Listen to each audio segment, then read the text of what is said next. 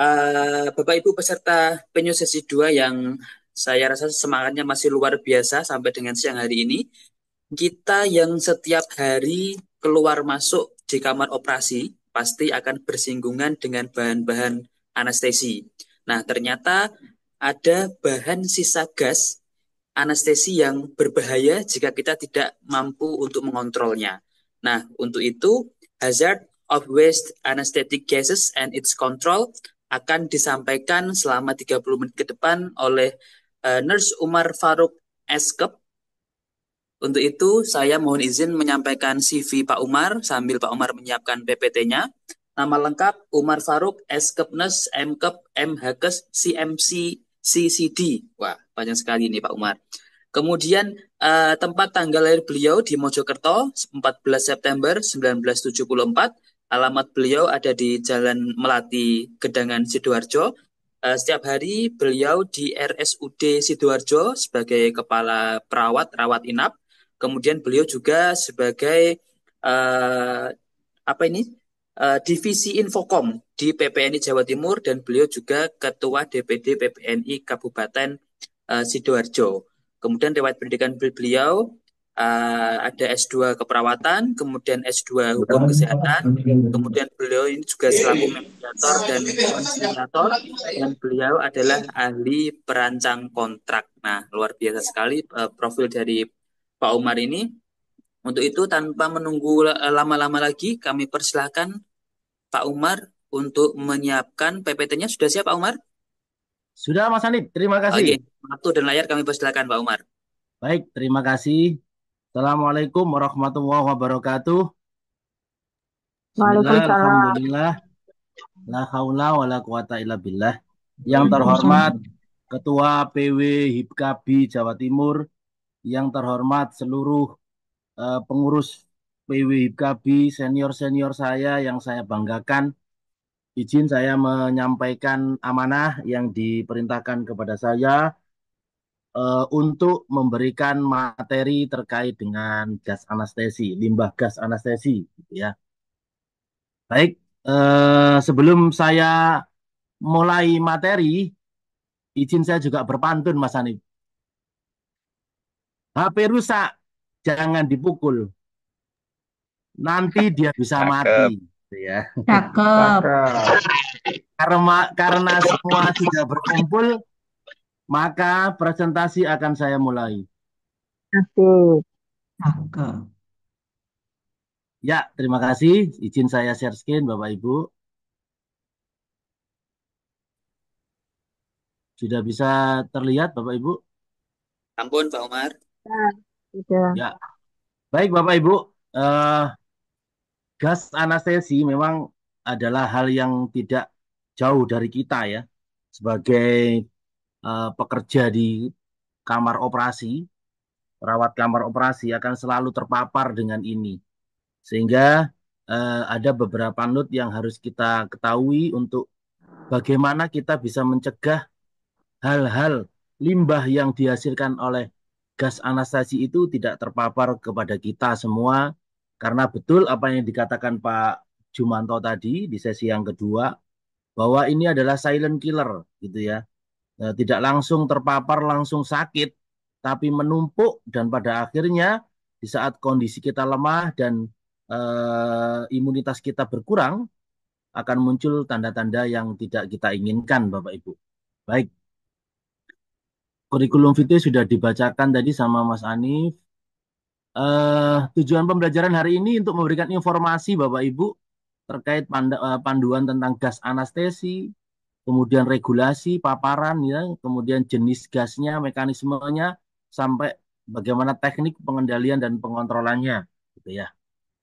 30 menit ke depan kita akan berupaya untuk menginfokan apa yang menjadi tujuan pembelajaran hari ini. Bapak Ibu, terkait dengan dasar hukum pengelolaan limbah, hal ini juga harus kita ketahui sebagai pekerja rumah sakit, khususnya di kamar operasi. Kita tidak boleh asing terhadap regulasi yang telah ditetapkan oleh pemerintah. Sehingga apapun kegiatan kita, jangan jauh-jauh dari regulasi. Supaya tidak terjadi hal-hal yang tidak diinginkan bahkan mungkin muncul akan sanksi gitu ya. Kali ini mungkin akan jarang Bapak Ibu juga membaca bahwa ternyata terkait dengan pengendalian pencemaran udara itu sudah diatur oleh Menteri itu ya di PP 41 eh, 1999, khususnya itu yang kita takutkan di pasal 56 Bapak Ibu terkait sanksi fasilitas kesehatan yang tidak mengolah dengan benar. Nah, ini harus betul-betul kita pahami selaku pekerja, mungkin barangkali ada yang menjadi manajemen, bisa disondingkan kepada manajemen untuk diperbaiki sistem alurnya, bagaimana tidak terjadi pencemaran lingkungan. Bapak Ibu, terkait definisi limbah rumah sakit, ya, limbah rumah sakit adalah sebuah limbah yang dihasilkan dari kegiatan rumah sakit, baik padat, cair maupun gas. Nah, kita berbicara gas hari ini ya. Bagaimana manajemen limbah itu? Suatu metode yang sistematis, Bapak Ibu, untuk mengidentifikasi, kemudian dianalisis, kemudian dikendalikan, dan pada akhirnya dievaluasi sambil sambil dimonitoring terus, serta mengkomunikasikan kegiatan penanganan limbah ini di manajemen rumah sakit, Bapak Ibu. Ya, saya lanjut. Ada beberapa kedudukan manajemen limbah K3RS ya, dari tahap kebijakan, perencanaan, pelaksanaan, sampai penerapan, kemudian sampai evaluasi, mungkin akan sampai juga ditambah dengan tahap peninjauan ulang terkait bagaimana terjadi peningkatan-peningkatan dari hasil analisis. Tantangan pengelolaan limbah rumah sakit, Bapak Ibu. Dari manajemen limbah itu ada diagram yang ditanamkan gitu ya di manajemen itu ya. Ada K3 di pencemaran hidup, lingkungan hidup, voluntary mandatory itu internalnya, mandatorinya bagian internal dan eksternal, tidak ada sanksi sampai ada sanksi pidana. Dari hal semacam ini kita harus juga ketahui sebagai perawat kamar operasi tidak boleh kita hanya fokus pada asistensi bukan, tapi harus mengikuti juga regulasi-regulasi dan beberapa terkait dengan pekerjaan kita. Sehingga harus tahu bagaimana tantangannya, sifatnya, kepentingan dan peraturan perundang-undangannya. Itu ya, ini dari pendekatan sistem manajemen K3RS. Seperti ini ada tempat kerja, bahan, SDM, biaya kita kelola dari prosesnya, bagaimana sistematikanya, pembelajaran SDM-nya, alat yang mendukung MONEF sampai terjadi penurunan angka kasus kesakitan, kecelakaan, dan pencemaran. Hal-hal ini memang sudah tertata rapi Bapak Ibu, tapi bagaimana outcome kita, pelaksanaan di lapangan masih ada tanda tanya itu ya, karena biasanya kamar operasi itu mementingkan utilitas. Bagaimana kamar operasi itu banyak pasiennya, sehingga ujung-ujungnya banyak duitnya. Nah, itu. Tapi harus kita ketahui juga ini, hal-hal ini juga harus diperhatikan supaya pekerja-pekerja di kamar operasi, perawat-perawat kita sehat terus sampai dengan dia pensiun gitu ya. Jangan sampai masih muda terus-terusan terpapar, tidak terkontrol, tuanya sakit, uangnya dihasilkan dari penabungan-penabungan tadi itu ya, dibuat biaya di hari tua. Naudzubillah min dalik. Gitu ya Bapak Ibu. Bapak Ibu, sumber dan karakteristik limbah yang kita fokuskan nanti hari ini adalah gas dari PP 4199. Ini yang harus kita betul-betul ketahui dan memang ini hampir acap di apa ya diasingkan atau tidak dihiraukan Bapak Ibu karena bau gasnya tidak seberapa menyengat ya. Malah ada beberapa orang yang lebih senang dengan bau gasnya halutan gitu ya karena bisa fly ya. Itu juga bahaya Bapak Ibu kalau terpaparnya tidak sesuai dengan jumlah kaidahnya akan menambah beban penyakit nanti gitu ya. Baik, sekarang kita ke bahaya limbah dari gas anestesi dan bagaimana pengendaliannya. Bapak Ibu, eh, apa sih gas buang anestesi itu? Gas buang anestesi adalah gas yang digunakan untuk membius pasien sebelum melakukan tindakan operatif gitu ya. Baik prosedur operasinya ringan, sedang, berat gitu. Yang mana itu juga disampaikan dalam eh, nasional eh, occupational safety and health ya di gas limbah atau bahaya pekerja di rumah sakit. Ada beberapa literatur yang saya cuplik di situ dari NIOS 2007 ini.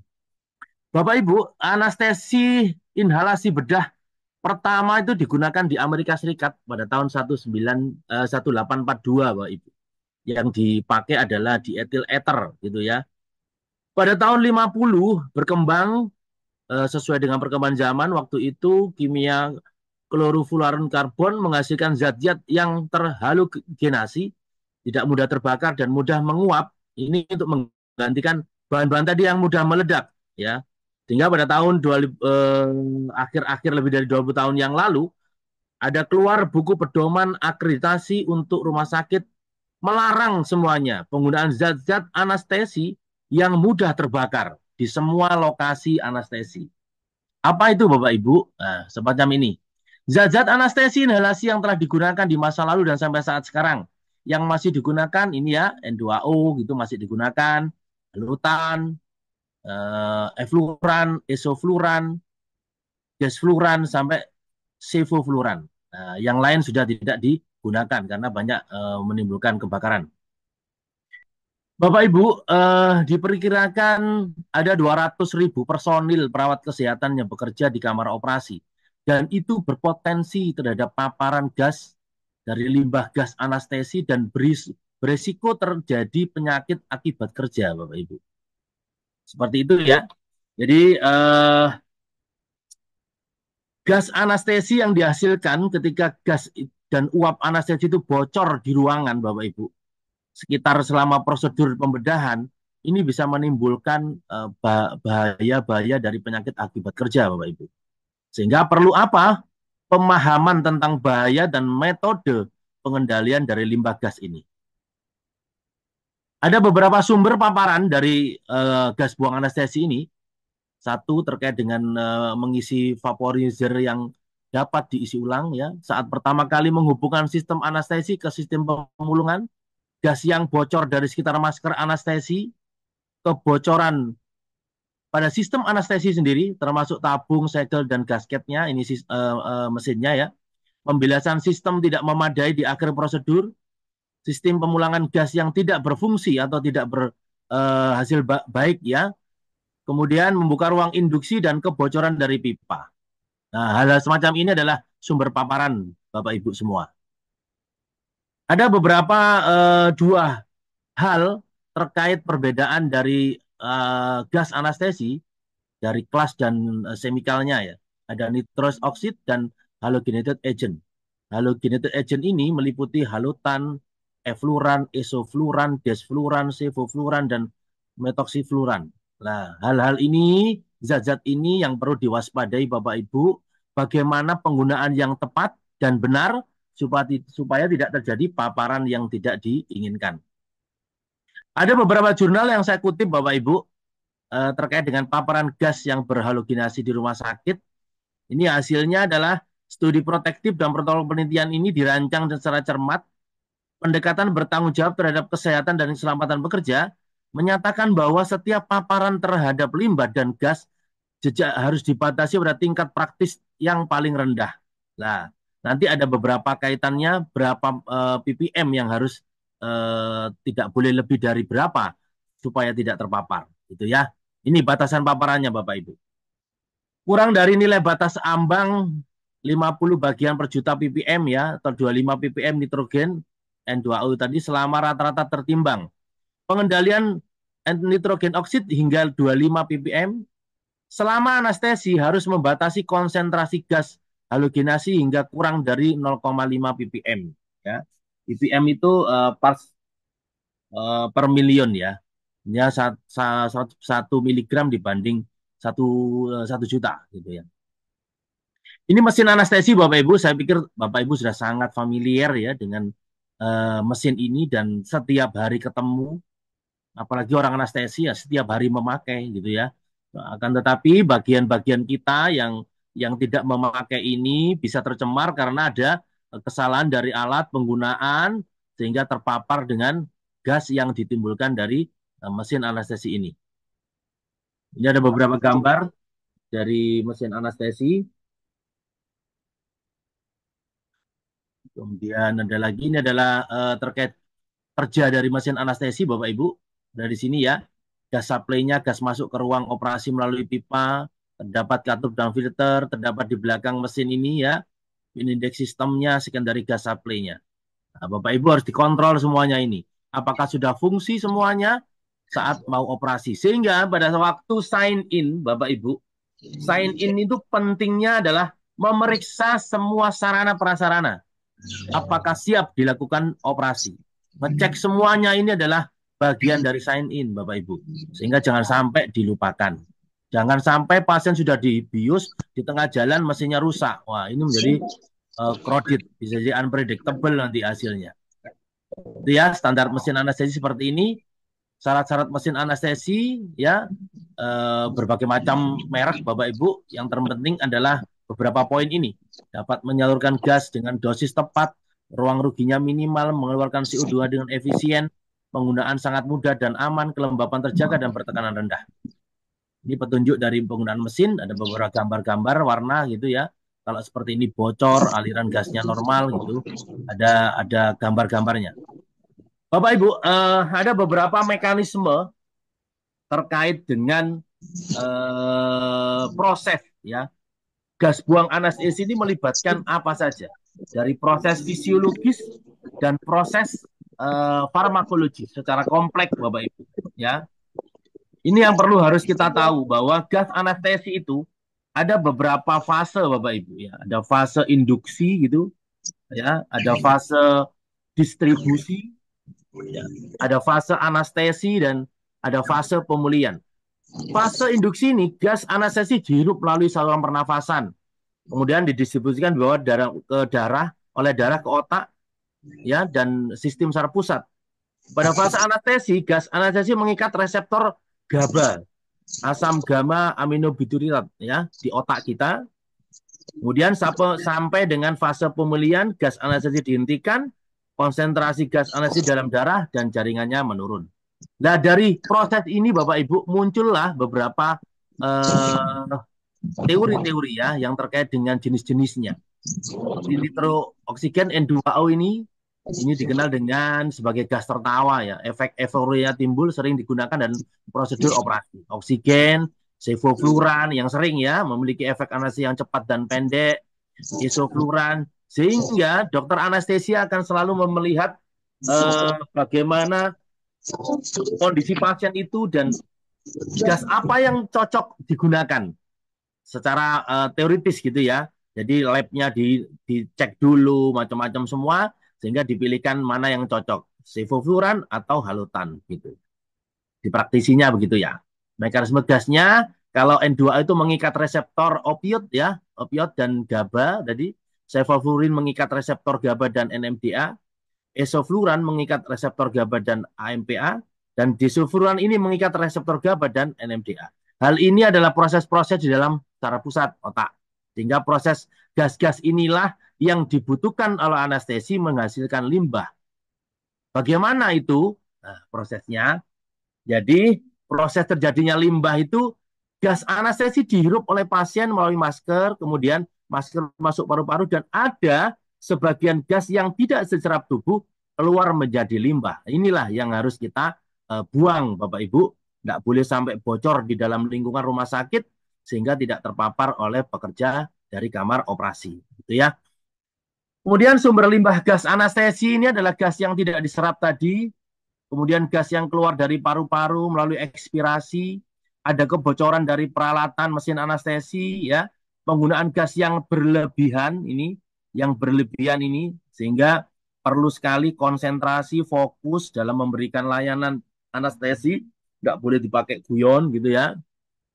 Penggunaan peralatan anestesi yang tidak tepat, perlunya penanganan ini adalah pembelajaran, baik hard skill, soft skill-nya dari staff untuk penempatan atau pemakaian alat yang betul-betul secara tepat sesuai dengan baik dari sisi pabriknya gitu ya, sesuai dengan SOP pabriknya dan SOP penggunaannya. Proses pembentukan limbah dan gas anestesi ini adalah dari difusi gas anestesi dari paru-paru ya, ekspirasi, penguraian gas anestesi oleh enzim hati Bapak Ibu, sampai dengan ekskresi gas anestesi melalui ginjal dan hati. Ini adalah proses-prosesnya menuju limbah gas anestesi. Faktor yang mempengaruhi dari pembentukan ini adalah jenis gasnya, dosis dan konsentrasinya, kemudian durasi pemakaiannya harus sesuai, kondisi dan kesehatan pasiennya, klinisinya ya, dan penggunaan peralatan anestesi. Apa dampaknya? Kesehatan, efek toksik pada staf medis. Inilah yang kita harus cegah Bapak Ibu. Bagaimana teman-teman kita yang bekerja di dalam kamar operasi tidak sampai terjadi efek toksik ya dari gas limbah anestesi tadi. Kemudian lingkungan bisa menjadi polusi udara dan kerusakan ozon ya apabila penempatan cerobongnya tidak sesuai dengan standarisasi gitu ya. Ada di PMK 7 itu ya. Ekonomi biaya pengolahan dan pembuangan limbah. Secara ekonomi bagaimana? Kita perlu biaya pengolahan dan pembuangan dari limbah itu sendiri. Terus sekarang kita harus tahu bagaimana kontrolnya. Kita mulai dari tahap sebelum prosedur. Kita harus cek betul pemeriksaan pasien ini secara tepat.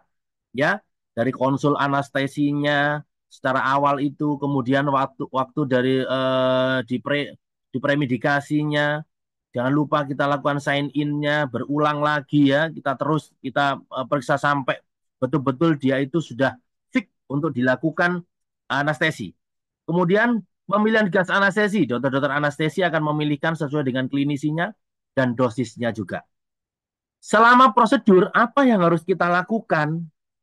Ini yang memang harus betul-betul kita attention gitu ya. Saat prosedur itu apa yang harus saya lakukan? Ini yang harus betul-betul diperhatikan Bapak Ibu dari fase ini. Kita harus pantau betul kondisi pasien, ya. Pastikan Bapak Ibu kondisi pasien ini sangat baik, mulai dari vital sign-nya, tekanan darah, nadi sampai dengan saturasinya. Kemudian jangan lupa cek aliran gasnya. Atur aliran gas ini sesuai dengan kebutuhan pasiennya, dosis yang telah diberikan oleh dokter anestesi. Kemudian gunakan peralatan monitor seperti ECG, pulse oximetry, blood pressure dan lain sebagainya itu kondisinya harus stabil. Tidak boleh ada yang rusak saat prosedur itu operasi sehingga saat sign in tadi harus dipastikan semua alat yang mau digunakan untuk peralatan operasi harus fix betul baik kondisinya. Kemudian terakhir adalah pengawasan ventilasi. Selama prosedur itu, pastikan pasien mendapatkan ventilasi yang cukup. Setelah itu, masuk ke setelah prosedur. Setelah terjadinya semua proses tadi, saat durante op dan sampai dengan selesainya, gitu ya, pantau pasien ini selama jamnya ini, selama jam setelah prosedur itu, pastikan pasien itu safety. Jangan langsung setelah selesai dimatikan langsung, tapi pastikan dulu pasien ini sudah bangun, gitu ya. Kalau sopir pesawat itu dia sudah mau ini ya take off gitu ya, mau take off. Bagaimana ini pasien ini harus bangun dengan baik. Ya. Pengawasan tanda-tanda vital, ya berikan oksigen kepada pasien jika diperlukan. Jangan lupa, tidak boleh langsung dicabut gitu ya. Berikan oksigen sesuai dengan baik, gitu ya. Tanda-tanda vitalnya harus dicek secara betul, vital sign-nya semuanya, dan sampai dengan monitoring efek sampingnya. Terjadi apa enggak efek samping dari gas yang telah kita berikan. Gitu ya. Kemudian protokolnya setelah terjadi semuanya, kita harus betul-betul perhatikan gunakan APD yang optimal. Tidak boleh asal-asal, Bapak Ibu ya. Sehingga di kamar operasi itu hukumnya fardu ain ya. Pakai masker, pakai topi ya, penutup kepala dan sebagainya itu adalah wajib, tidak boleh diremehkan.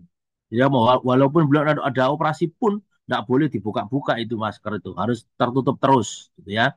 Kita awasi lingkungannya, kita awasi alat-alatnya, kemudian kita prosedur daruratnya, kita menggunakan bagaimana pelatihan stafnya pasti ya, monitoringnya secara sistematis. Kemudian jangan lupa Bapak Ibu yang selalu kita juga dengungkan, patuhi pedoman dari organisasi profesi, khususnya anestesiologi ya, dan regulasi dari Kementerian Kesehatan maupun dari Dinas Lingkungan Hidup. Bapak Ibu.